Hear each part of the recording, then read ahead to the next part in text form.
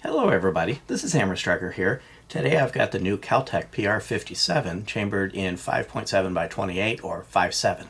Please don't forget to check out our website. Go to our affiliates page. You'll find discount codes for things like Mantis X and Core belts. Link to that cool little bore light that we use for lighting up the barrels. Use those links. It will often save you money, never will cost you any additional money, and helps the channel. And please consider supporting the channel on Player, formerly Utreon, where we can do some types of videos that are no longer allowed on YouTube. 5.7 or 5.7 by 28 is a caliber that's been getting a lot of love lately. There's quite a few manufacturers that have been coming out with 5.7 guns.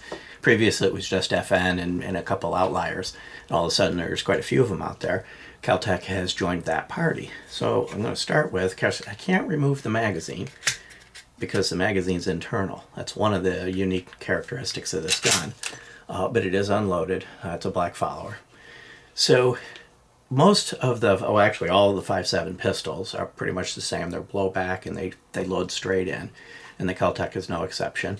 The big difference between the Keltec and all the others isn't capacity. This does hold 20 rounds like most of the others. Some of them hold 21 or 22 in the magazine, but 20-ish is pretty much the standard for the 5.7. One of the things that makes the round attractive. It's also quite thin. It's actually the thinnest one out there. And 5.7 is a small bottleneck cartridge, like a little mini rifle cartridge, known for being ridiculously fast and a pretty powerful round, not one I want to find myself on the other end of. But they don't load via removable magazine. You can punch this pin out, pull this base plate out, and disassemble the internal magazine for the purpose of cleaning it. But you cannot convert this into regular magazine fed. You can load it a couple ways. You can load it the old-fashioned way, one at a time, stuffing the rounds in there. Or you can use these stripper clips. So this is one of the few cases that I'm going to be talking about a semi-automatic handgun and could use the term clip and not be wrong. This is actually a stripper clip. You load the rounds up into it and you push this plunger down, and as you push the plunger down it feeds the rounds into the gun. So you would take a loaded clip, which this one of course is not loaded, and you would rock it in this way, and then you would push this slide down to load the rounds.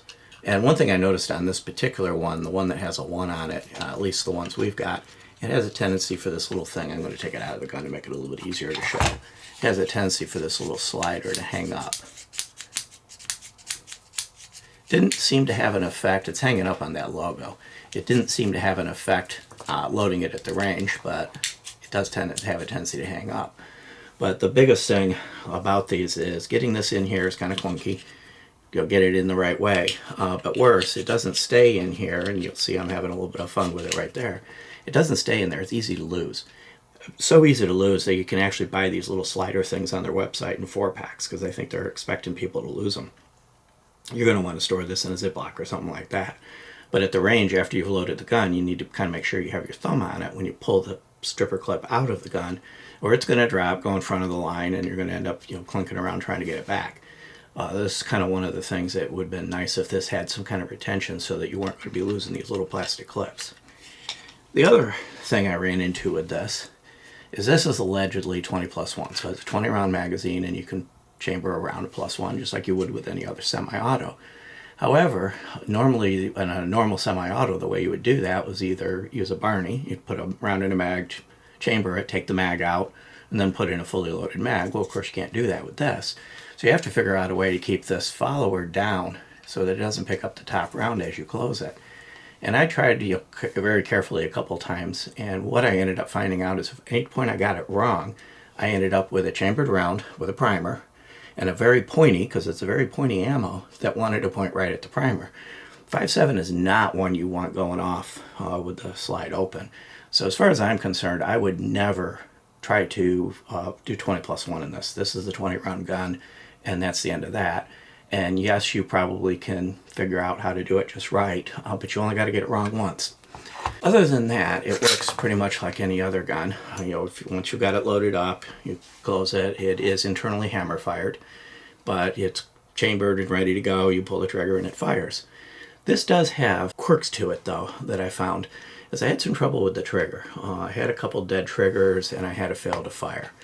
Now, fail to fire can be pretty much anything, but the dead trigger is usually something that I don't see resolve itself. You know, like I give all guns a break-in period for cycling and things like that, going into battery, all of that. But I've never seen a fire control group issue resolve itself through break-in. So I don't know if that's something that will go away with this or not. Of course, put some rounds through it and find out. But other than that, it worked. And it does have actually quite nice sights, quite easy to see, and it was relatively easy to shoot well. I will note that it did not really reliably stabilize the 27 grain. There's 27 grain and 40 grains are the popular weights for 5.7 ammo. The 40s worked nicely. The 27s worked reliably, but they tended to get you occasional flyer. It didn't really stabilize them perfectly. And I'm not going to necessarily call Keltec out on that because there's several others that we've tried that don't stabilize that round perfectly. It's a very fast round in a relatively short barrel. The barrel on this is 4.0 inches, which is consistent with most of them. And that round can be tough to stabilize. It stabilizes better in rifles, like the PS90. Let's do dimensions while I've got it sitting here. 7.16 front to back. It's on the longer side, but most 5.7s are. 5 inches tall. And here's really one of the bragging rights on it. It's 0.937 inches. I usually don't go out to that resolution, but it's kind of important. At the widest point, this is less than an inch wide.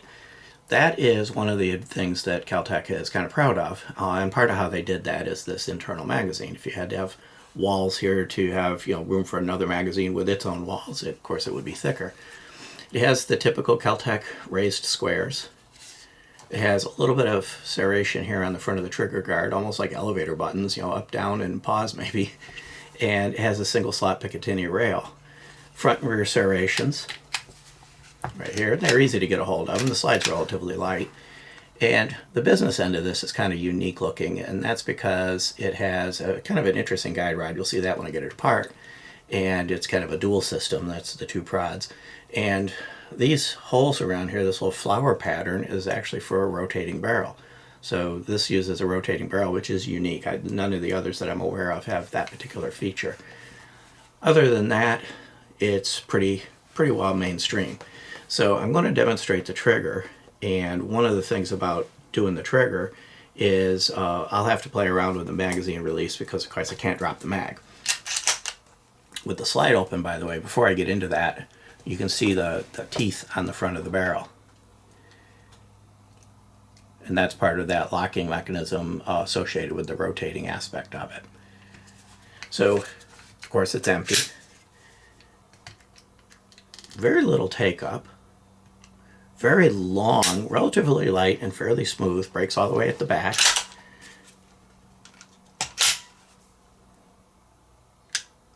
There's the reset, but it's a false reset. You have to go all the way out and then pull again to get it to reset. And one of the things that I did have happen with this is in cycling it here at the table, I had a couple dead triggers when I would try to test the reset, and I don't know if it was because I tried to use that false reset. There's an example. The trigger is now dead. But if I move the slide just a little bit, the trigger works again. I had hoped, I've had this with other guns at the table where it doesn't reset correctly and it works fine at the range. I was hoping this would be the case, but this one did that at the range a time or two. So again, it may need a break-in period, but I've never seen a fire control group issue just resolve itself with break-in. This is also quite light. It weighs 13.86 ounces unloaded, as you see it here, and of course 5.7 ammo is not very heavy, so it's going to be a light gun even fully loaded. There are no ambi features on it. And one of the things that I failed to mention previously when I mentioned the sights is it is optics ready, and it does come with an optic plate. There's a Viridian red dot that's available on Keltec's site. It's called the RFX11. That you can buy. It's $169 on their site that is absolutely will mount on there. It's designed for this gun.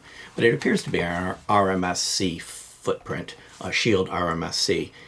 Take that for what it's worth. I don't have an RMSC to put on it to prove it, but that's what it appears to be. But if you buy the one on Keltec's website, which is about the same price as they are in the open market, then it's absolutely going to fit. And you would put that plate on top of here, screw it down, and then it's the optic on top of it. So it being optic ready, it is kind of unique. Now there's one thing to consider. Unloading. On a typical, semi-auto, you would hit the magazine release, drop the mag, cycle out the round that's in it, and you're empty. With this, there's no way to do that. There's no way to drop the mag by pushing a button. So you're going to cycle this the number of times for the rounds that are in it to empty it. Now, I have heard people saying, well, just punch out the pin and drop the magazine paste plate out. There is no safe scenario where you hammering and punching on a loaded gun that has one in the pipe, in my opinion. So the idea of punching out this pin to drop the magazine to empty it, and keep in mind there's still one in the pipe, because that's how this works. There's no way really to close the slide on this without it picking up a round. So no, you don't punch out the pin and pull this out to empty it. You cycle it at however many times there's a round in it, and you just keep cycling it and empty it out. A little bit clunky. That is the nature of the built-in magazine. Not one of my favorite features of it. Now, disassembly of this is actually relatively easy, and so is reassembly. So what you do, I tend to pull it back just a hair, is you push the trigger forward, and then it comes right apart. No need to pull the trigger, you just push it forward, but keep in mind, of course, you'd want to make sure it's unloaded because your finger's going near the trigger. But it's got really long rails. They go full length. Here's the internal hammer back here.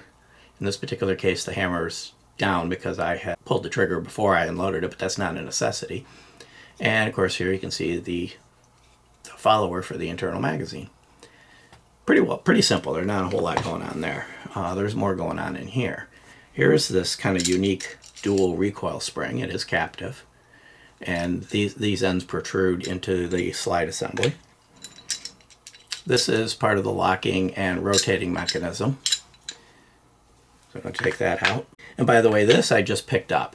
It was loose at the point. Once I take the guide rod out, it was loose. And this, all I did is push it forward a little bit to free it up. The barrel, I'm pushing it up with my finger to get a hold of it.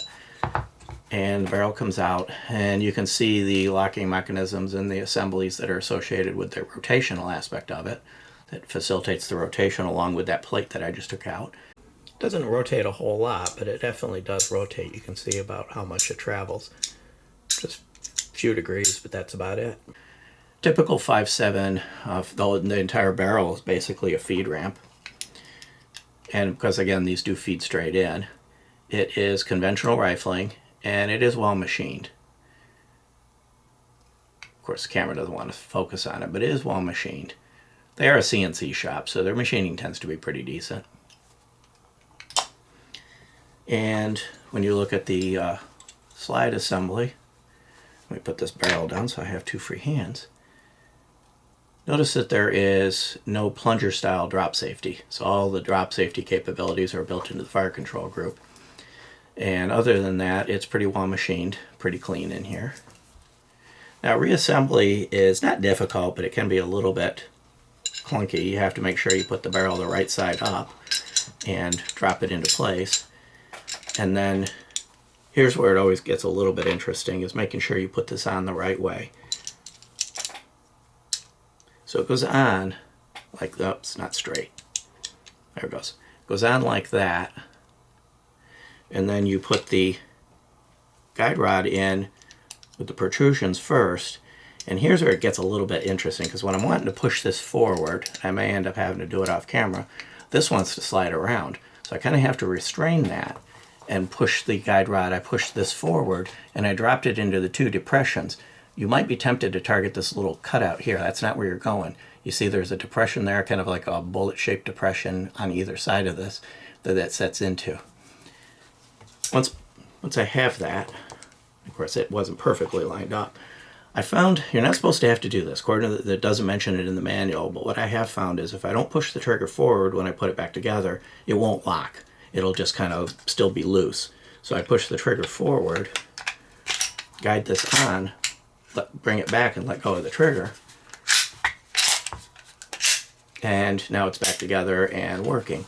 If I hadn't pushed the trigger back forward, it would just kind of slide forward and it'd come right back off. I don't think you're supposed to have to do that, but that's how this one is behaving, and it's pretty consistent that it behaves that way. These have an MSRP of $399, so they come in at the very low side of 5.7 pistols. You know, the FNs were 1,000 plus when they were the only show in town. they've kind of come down. In that price territory, this one actually might have the lowest MSRP of all of them, but pretty consistent with what happens with Keltec guns is they come out and they're kind of hard to find at the beginning, and there's quite a fan base for Keltec. So right now these are going for over MSRP. That should settle down when they become widely available if this is something you want. Now, from my personal preference, would I choose this over something like the PSA or the Smith & Wesson or even the Ruger? Probably not. It's got too many quirks. It does have an audience that's going to find that, endearing, the way it's designed, the thinness and everything else. But I probably would choose the PSA or one of those over this.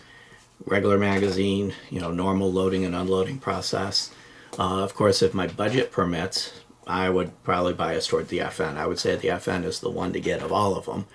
But even with the lower prices that the FNs are going for right now, they're still at that top end of the category. So if you're budget constrained, Ruger, Smith & Wesson, PSA. If you're unconstrained, of course, go for the FN, get the PS90 while you're at it, and you got a match set. But not everybody's got that kind of budget. Overall, I think this thing is unique. It possibly has an audience that will find it interesting, but I think it's got too many limitations to actually be the one to pick. Unless, of course, you love Keltec and you like Keltecs, of course, add it to your collection. But if you're out looking for a 5.7 and something you want to carry, something you want to use for home defense, get something a little more conventional. I think you'll be happier in the long run. Beyond that, if you like our videos, please give us a thumbs up, share, subscribe, click that bell up there to be notified if you do. Check us out on Facebook, Instagram, Player, Rumble. We're pretty much everywhere. And thank you.